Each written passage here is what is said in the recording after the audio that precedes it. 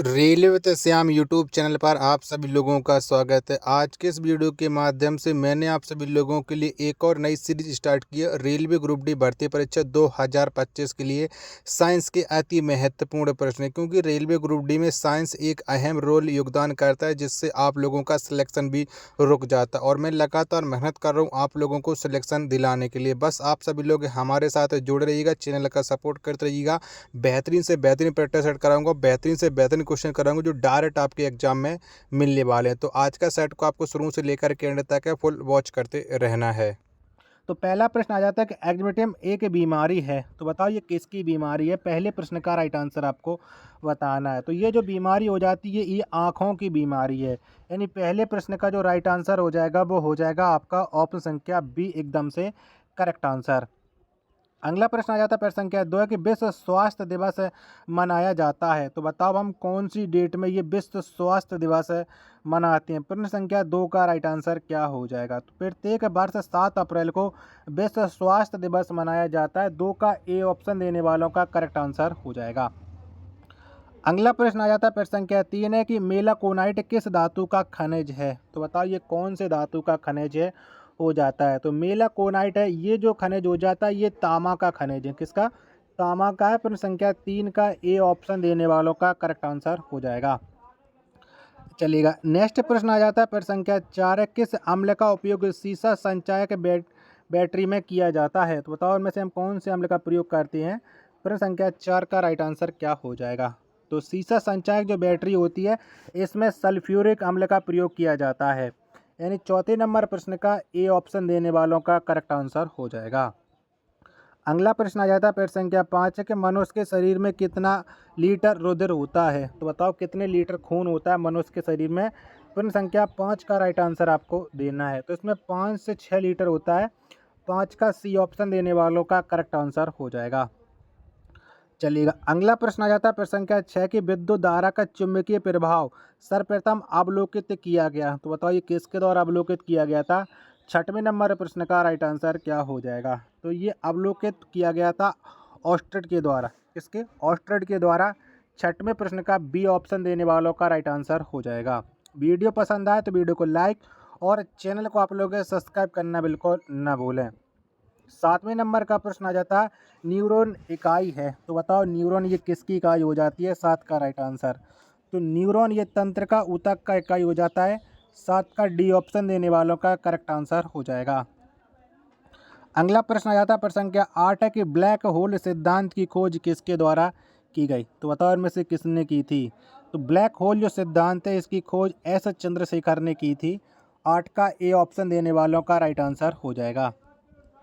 Next प्रश्न आ जाता है प्रश्न संख्या 9 के शरीर में हीमोग्लोबिन का आकार है, तो बताओ क्या आकार हो जाता है हीमोग्लोबिन का। तो शरीर में जो हीमोग्लोबिन का आकार होता है ये ऑक्सीजन का परिवहन करना होता है। 9 का ए ऑप्शन देने वालों का राइट आंसर हो जाएगा। चलिएगा, नेक्स्ट प्रश्न है प्रश्न संख्या 10 आ जाता है कि रेडियोधर्मी तत्व जिसका भारत में विशाल भंडार पाया जाता है, तो बताओ इनमें से किसका विशाल भंडार पाया जाता है अपने प्यारे देश भारत में। 10 का राइट आंसर आपको बताना है। तो इसमें थोरियम का विशाल भंडार पाया जाता है। 10 का बी ऑप्शन देने वालों का करेक्ट आंसर हो जाएगा। अगला प्रश्न है प्रश्न संख्या 11 आ जाता है किसी मानव आँख की रेटिना पर बना प्रतिबिंब है, तो बताओ कैसा होता है। 11 नंबर प्रश्न का राइट आंसर क्या हो जाएगा। तो किसी मानव की रेटिना पर जो बना प्रतिबिंब होता है ये वास्तविक एवं उल्टा होता है, यानी 11 का बी ऑप्शन देने वालों का राइट आंसर हो जाएगा। 12 नंबर का प्रश्न आ जाता है कि फोटोग्राफी में उपयोग किया गया प्रकाश संवेदी यौगिक है, तो ये किसका संवेदी यौगिक हो जाता है। 12 का राइट आंसर क्या हो जाएगा। तो ये हो जाता है सिल्वर ब्रोमाइड का।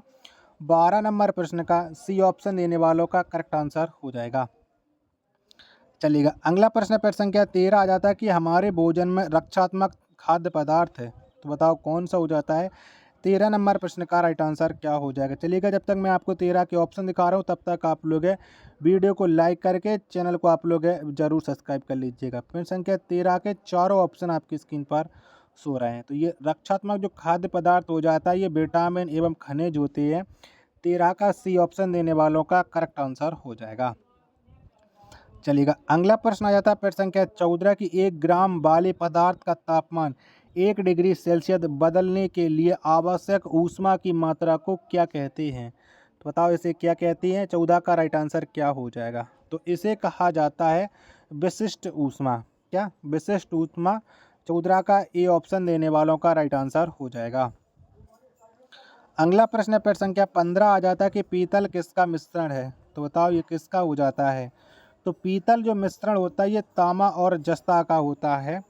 15 का राइट आंसर हो जाएगा आपका ऑप्शन संख्या सी, एकदम से करेक्ट आंसर हो जाएगा।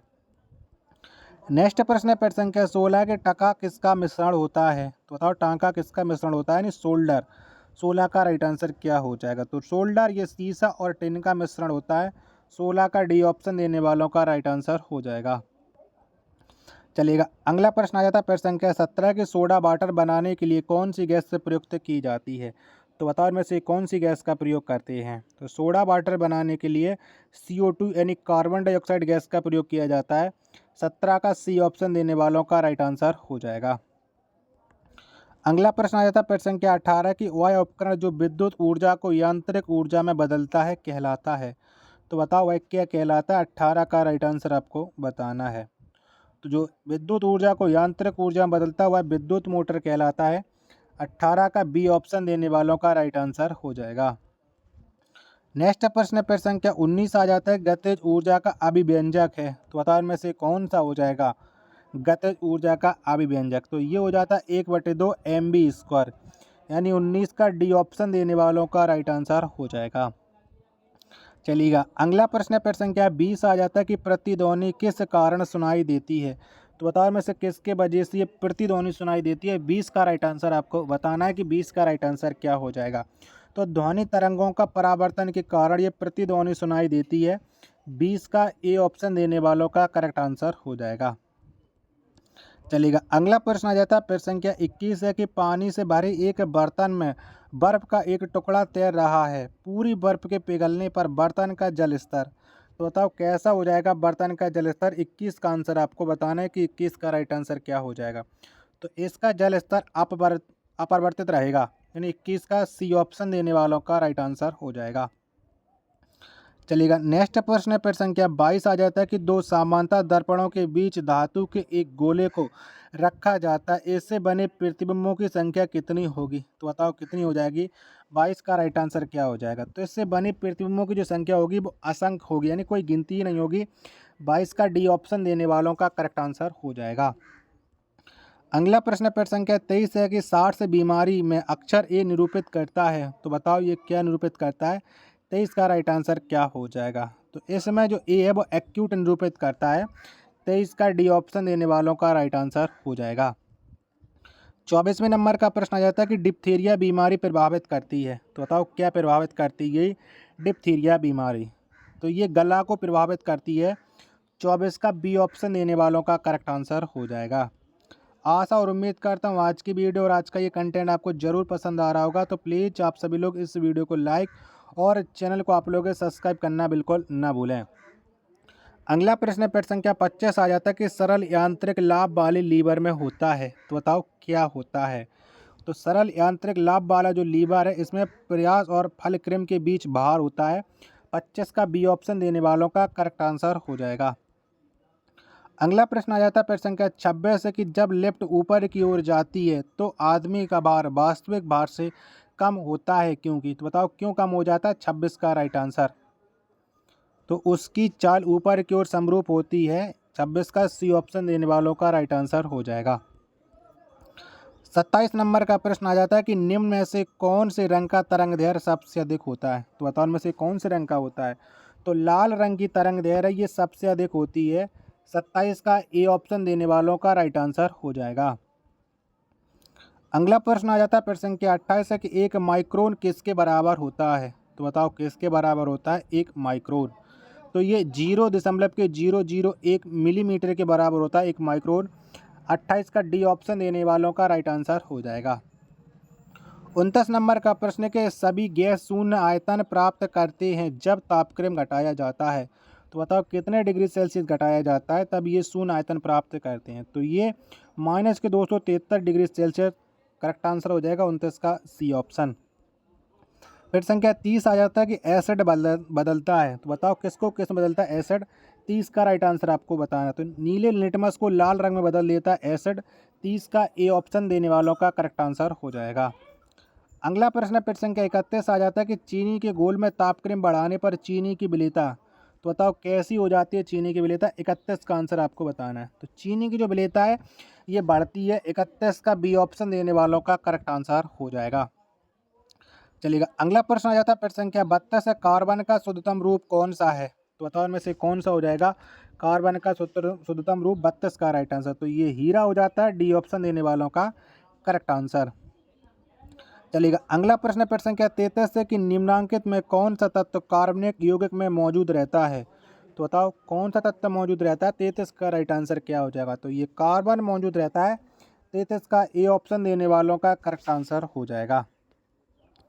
अगला प्रश्न आ जाता है फिर संख्या 34 से कौन सी गैस का आवरण सूर्य से निकली पराबैंगनी विकिरण को अवशोषित करता है, तो बताओ कौन सा करता है। 34 का राइट आंसर क्या हो जाएगा, तो ये ओजोन अवशोषित करता है। 34 का ए ऑप्शन देने वालों का राइट आंसर हो जाएगा। अगला प्रश्न और लास्ट प्रश्न आ जाता है आज के इस वीडियो का कि मायोपिक आँख किसके प्रयोग द्वारा ठीक की जाती है, तो बताओ कौन से लेंस का इसमें प्रयोग किया जाता है मायोपिक पीड़ित व्यक्ति के लिए। तो इसके लिए अवतल लेंस का प्रयोग किया जाता है। 35 का ए ऑप्शन देने वालों का करेक्ट आंसर हो जाएगा। आशा और उम्मीद करता हूँ आज की वीडियो और आज का ये कंटेंट आपको पसंद आया होगा। तो प्लीज़ आप सभी लोग इस वीडियो को लाइक और चैनल को आप लोग सब्सक्राइब करना बिल्कुल ना भूलें। मिलते हैं पर अपने एक और नेक्स्ट वीडियो के साथ, तब तक के लिए धन्यवाद। जय हिंद, वंदे मातरम।